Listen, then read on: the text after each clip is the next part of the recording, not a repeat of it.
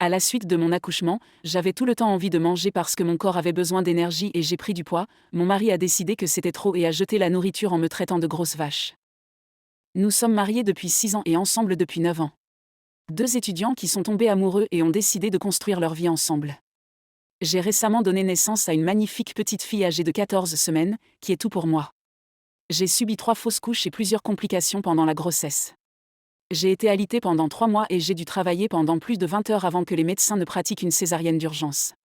Mais notre fille est née heureuse et en bonne santé et toute cette douleur en valait la peine.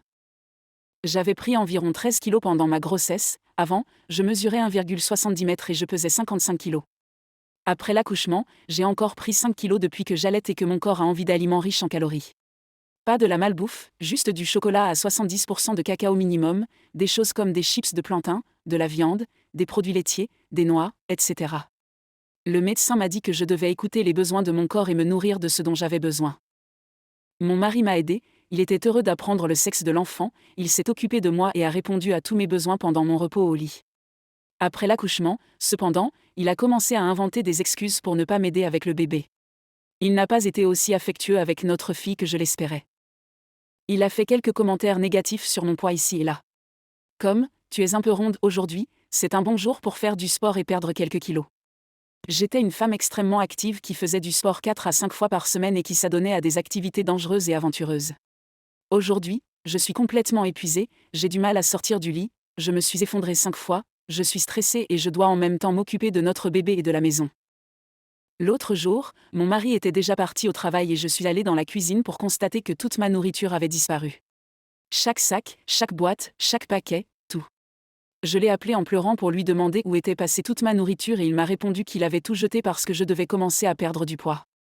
Je lui ai raccroché au nez et j'ai appelé ma meilleure amie pour qu'elle m'apporte la nourriture dont j'avais besoin au magasin. Ensuite, mon mari est rentré à la maison et lorsqu'il a vu la nourriture qu'elle avait apportée, il a tout jeté dehors et a tout écrasé avec son pied.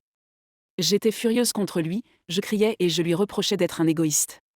Il m'a traité de grosse vache tout en me jetant des paquets écrasés et il a fini par faire un trou dans la porte. J'ai appelé mon frère qui est venu nous chercher, mon bébé et moi, et je suis maintenant chez lui. Sa mère, sa sœur et même ma propre mère le défendent et disent que je dois perdre du poids et m'excuser auprès de lui pour ma dépression postpartum. Je ne sais pas si c'est un bon motif pour demander le divorce ou si je dois écouter ma mère. Est-ce que c'est comme ça que tous les hommes sont faits ? Partie 2.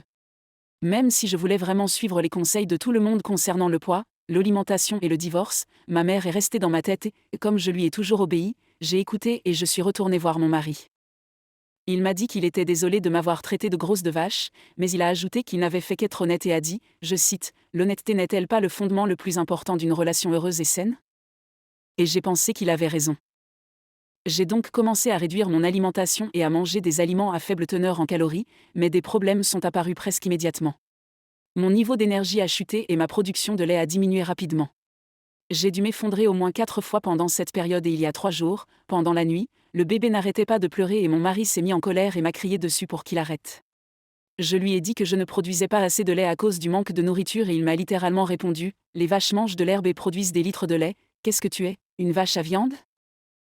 C'est quand j'ai décidé de prendre ma fille, tout en la faisant taire et en la laissant téter les quelques gouttes de lait que j'avais là. Une fois mon mari endormi, j'ai quitté la maison et je suis allée voir ma meilleure amie qui m'a accueillie et m'a dit que je pouvais rester ici aussi longtemps que nécessaire. Je ne suis pas allée voir mon frère parce que je ne lui faisais plus confiance depuis qu'il m'avait dit que je devais arranger les choses avec mon mari. J'ai déjà demandé le divorce et j'ai coupé les ponts avec sa famille et ma propre mère. Ma meilleure amie et son fiancé m'ont beaucoup aidé en s'occupant de mon bébé pendant que je me reposais. Ma meilleure amie m'apportait tout ce dont j'avais besoin. Ma production de lait est revenue à la normale et je ne me suis pas effondrée une seule fois. J'ai probablement pris plus de repos pendant ces 3 jours qu'en un mois. Je vais tenter d'obtenir la garde complète et des visites surveillées du père, mais le fiancé de ma meilleure amie m'a dit qu'il serait difficile de le faire sans preuve. Et j'ai au moins quelques preuves parce que nous avons bien sûr des caméras à l'extérieur de notre maison et qu'elles ont tout enregistré.